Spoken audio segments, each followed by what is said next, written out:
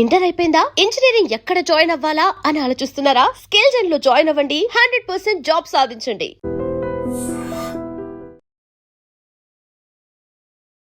నమస్కారం, welcome to I dream. ధర్మ మార్గం విత్ విజిత కార్యక్రమానికి స్వాగతం.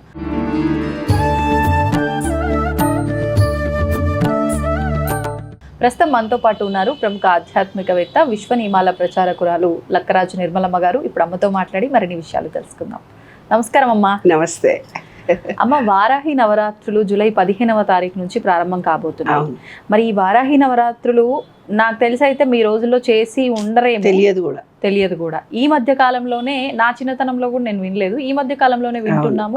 చాలా మంది వారాహి అమ్మవారు కోరికలు తొందరగా నెరవేరుస్తారు అని చెప్పి ఎవరి పాటికి వాళ్ళు ఈ నవరాత్రులు అన్ని కూడా దీక్షగా చేస్తూ ఉన్నారు. అసలు ఎవరు చేయొచ్చు ఈ అమ్మవారి ఆరాధన, ఈ నవరాత్రి విధానం అంతా కూడా అసలు ఎవరు ఆచరించాలి, దాని గురించి? మనకు దశమి రోజు ఉండే తొమ్మిదే తెలుసు మనకు, దేవి నవరాత్రులు అనగా. ఇది కొత్తగా వింటున్నాము. దీన్ని గుప్త నవరాత్రులు అంటారు. గుప్తం అంటే సీక్రెట్ గా ఉండే నవరాత్రులు అని అర్థం. అసలు ఆషాఢ మాసం అంటేనే సీక్రెట్ అంటే ఎందుకు సీక్రెట్, దేనికి సీక్రెట్ అంటే ఏంటంటే, మామూలుగా విష్ణుమూర్తి పడుకొని ఉంటాడు, లక్ష్మీదేవి కూర్చొని ఉంటుంది. కూర్చొని ఉంటే గాలి విశ్వమంతా వ్యాపించి ఉంది, గాలిలో నీటి ఆవిరి ఆమె అంటారు. కానీ ఆషాఢ మాసంలో ఏమవుతుందంటే వర్షాలు పడుతూ ఉంటాయి. అంటే గాలిలో నీటి ఆవిరి కాదు, ఆమె నీరు రూపంలోనే ఈ విశ్వమంతా వ్యాపించి వర్షాలు పడుతూ ఉంటాయి. వర్షం అంటే ఈ అమ్మవారి రూపాలు 3 రూపాలు త్రిగుణాత్మకంగా ఉంటుంది. ఒకటి అమ్మవారు పార్వతి రూపంలో ఉంటుంది, లక్ష్మీ రూపంలో ఉంటుంది, సరస్వతి రూపంలో ఉంటుంది. ఆ నవరాత్రులను మనం ఏం చేస్తాము, శక్తి రూపిణి పార్వతీదేవి రూపాలుగా భావించుకుంటాం. శ్రావణ మాసంలో వచ్చే నోములు వ్రతాలు అన్నీ లక్ష్మీదేవికి సంబంధించింది. ఇక మిగిలింది ఎవరమ్మా? సరస్వతి. ఆ సరస్వతి అనేది ఓపెన్గా ఉండదు, గుప్తంగా ఉంటుంది. అయితే నీవేదో పిహెచ్డి ఎంఫిల్ చదివావు, నా దగ్గరకు వచ్చావు, నేను చూడంగానే నువ్వు ఎంఏ పిహెచ్డి చదివిండ నాకేమైనా తెలుసా? తెలియదు. నువ్వు రాసుకోవాలి, ఎంఏ పిహెచ్డి డాక్టర్ను ఇంజనీర్ను అని రాసుకుంటే కానీ ఇంకొకళ్ళకు తెలియదు. అంటే జ్ఞానము అనేది ఓపెన్ ఆఫ్ మౌత్ వల్ల కానీ రాసుకుంటే కానీ తెలియదు. వాళ్ళ పేరు చెప్పగానే కూడా మనం గుర్తుపట్టి వీళ్ళకి ఇంత జ్ఞానం ఉందా అని మనం చెప్పలేము. ఇక్కడికి ఎవరి దగ్గరికి పోతే, నమస్కారం మేడం, మీరు యూట్యూబ్లో వస్తారు. యూట్యూబ్లో వచ్చేది కాదే, నేను ఒక రచయితని నేను చెప్పుకోవాల్సి వస్తుంది కదా. అంటే జ్ఞానము అనేది నిక్షిప్తంగా నిగూఢంగా దాచుకొని ఉంటుంది అని అర్థం అనమాట. అందుకే ఇవి గుప్త నవరాత్రులు.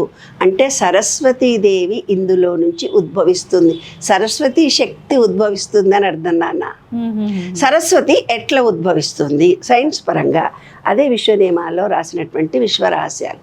ఏంటి రహస్యాలు ఉన్నాయి ఇక్కడ అంటే, ఏంటి రహస్యాలు? సరస్వతి అంటే ఏంటి, జ్ఞానం అంటే ఏంటో. ఏంటమ్మా అంటే ఏముంది, ఇప్పుడు ఆషాఢంలో వర్షాలు పడతాయి. వర్షాలు పడ్డప్పుడు భూమిలో వేసిన విత్తనాలు ఏవైతే, అసలు మీకు తెలుసా, బియ్యం నాటుతారు కదా, వరి నాట్లు, వాటికి ఎన్ని రోజులు నీళ్లు పోస్తారో తెలుసా? నీళ్ళల్లోనే ఉంటుంది ఆ చెట్టు. నీరు చాలా ఎక్కువైతే గానీ ఆ వరి పంట పండదు. ఆ బియ్యానికి 1కి 2 నీళ్లు పోస్తాం మనం. బియ్యం 1 గ్లాసు బియ్యానికి 2 గ్లాసులు 2.5 పోస్తే గానీ అన్నం పొడి పొడిగా మంచిగా కాదు. అంటే ఏంటి, అంత నీరును తీసుకొని ఆ విత్తనం తయారైంది. అది గుప్తంగా. అంటే ఏంది, భూమిలో వేసిన విత్తనము చిగురించడానికి, అది అంటే మొక్కగా మారడానికి భూమిలో ఒక ప్రకృతి సిద్ధంగా ఒక ప్రక్రియ జరుగుతుంది. అది సీక్రెట్గా జరిగే ప్రక్రియనే కదా, మనకు కనిపించదు. ఏ మొక్కలు, మీరు ఏదన్నా మొక్కలు నాటుతారు, వర్షాకాలంలో కొంచెం తెచ్చిపెట్టవా, మందారం మొక్క తెచ్చిపెట్టవా, మల్లెపూ మొక్క వర్షాకాలంలో తెచ్చిపెట్టవా, ఇప్పుడు వర్షాకాలం స్టార్ట్ అయింది అంటాం. ఎందుకు వర్షాకాలంలోనే పెట్టాలి, ఎప్పుడైనా పెట్టుకోవచ్చు కదా. కానీ వర్షాకాలంలో నాటిన చెట్టు ఎంత తొందరగా భూమి నుంచి స్వీకరించి భూతత్వంలో నుంచి పైకి వస్తుందో, ఎలాగైతే ఇప్పుడు వర్షాభావం ఇప్పుడు ఈ సంవత్సరం లేదు, కానీ మామూలుగా వర్షాకాలం టైం ఆషాఢము శ్రావణము అంటేనే వర్షాలు కురిసే టైము, అది రైతులకు ఒక పండుగ దినము. కాబట్టి భూమిలో ఒక ప్రక్రియ జరుగుతుంది, అవే గుప్తంగా జరుగుతుంది. అవి 9 రోజులు. ఆ 9 రోజులు గుప్తంగా శక్తి లభిస్తుంది. అంటే ఈ 9 రోజుల్లో మొదటి రోజు మీరు సంకల్పం చేసుకోవాలి. అంటే విత్తనాన్ని నాటాలి. ఏం విత్తనం అంటే మీ ఇష్టం వచ్చిన కోరికని ఏదైనా మనసులో తలుచుకొని అమ్మవారిని తలుచుకొని పూజ చేయొచ్చు. రెండో రోజు ఆ సంకల్పానికి తగినటువంటి ప్రయత్నం ఏదో ఒకటి మీరు చేయాలి. మూడో రోజు యాక్షన్ ఆఫ్ ప్లానింగ్లో ఉండాలి. తర్వాత అట్రాక్షన్ ఆఫ్ లా ఫలించే రోజు 4వ రోజు. ఈ అట్రాక్షన్ ఆఫ్ లా ఫలించే రోజుకు చేయాల్సినది, ఒకరోజు దాన ధర్మాలు చేయాలి, ఒకరోజు అన్నదానం చేయాలి, ఏదో ఒకటి దానం చేయాలి, మంచి పనులు చేయాలి, ఒకరికి ఉపకారం చేయాలి. ఎప్పుడైతే నీలో కృతజ్ఞత ప్రేమ కలిగి ఉంటాయో ఈ విశ్వం నీతో డైరెక్ట్గా మాట్లాడుతుంది. ఈ 9 రోజులు అంటే ప్రతి విషయంలో ఇప్పుడు మనకేదో ఉంది, అబ్బా లేదు లేదు లేదు లేదు అంటారు. లేదు అని కదా, మనకు అన్నీ ఉన్నాయి. నిజానికి మనకు చాలా ఉన్నాయి, కానీ అది లేదు ఇది లేదు ఇది లేదు అది లేదనే మాటలు మనం బయట నుంచి వింటుంటాం. ప్రతి వ్యక్తి నోటి నుంచి వింటుంటాం. ఒక వ్యక్తి వచ్చి నా దగ్గర నాకు ఏమీ లేదు అన్నప్పుడు, కళ్ళు ఉన్నాయి కదా నాన్న, ఉన్నాయిగా, చెవులు ఉన్నాయి కదా నాన్న, కాళ్ళు ఉన్నాయి కదా నాన్న, చేతులు ఉన్నాయి కదా నాన్న, ఏమన్నా పని చేసుకోవచ్చు కదా నాన్న అంటామా అనమా మనము? అంటే మనకు అన్నీ ఉన్నాయి. ఆ ఉన్నదానితో తృప్తి లేక నాకు అది లేదు ఇది లేదు ఇది లేదు అది లేదు అని అనుకుంటాం. అంటే ఏంటి, ఎప్పుడైతే మనకు సమృద్ధిగా భగవంతుడు మనకు ఎంతో కొంత ఇచ్చాడు, ప్రతి వాళ్ళకి ఇచ్చాడు, దానికి ఫస్ట్ కృతజ్ఞత కలిగి ఉండాలి. ఈ విశ్వం మనకు తినడానికి తిండిస్తుంది, తిన్న ఆహారం జీర్ణమవుతుంది, ఉండడానికి పడుకోవడానికి ఒక నీడ ఉంది. ఈ విశ్వం కరెక్ట్గా పనిచేసి మన శరీర మెటబాలజీ సిస్టమ్ను కరెక్ట్గా చేస్తుంది. దానికి ఒక కృతజ్ఞత కలిగి ఉండాలి, ప్రేమ కలిగి ఉండాలి. ఈ స్థూల శరీరం పైన నిశ్శబ్దమైనటువంటి ప్రేమ కలిగి ఉండాలి. ఫస్ట్ శరీరంలో ఏ పార్ట్ని అయితే మనం ప్రేమించుకోమో ఆ పార్ట్ జబ్బు చేస్తుంది. అతిగా ఎవరికైతే ఈ అందం మీద చాలా ప్రేమ ఉంటుందో, అందంతో స్కిన్ ఎలర్జీ లాంటివి వచ్చి అందవిహీనులుగా తయారవుతారు. అంటే ఏంది, ఏదైతే మనిషికి చాలా ఇష్టంగా ఉంటుందో అందులోనే మనిషికి ఇబ్బందులు వస్తాయి. కాబట్టి ఈ 9 రోజుల్లో మనం చేయాల్సింది ఏంటంటే సంకల్పం చేసుకోవచ్చు.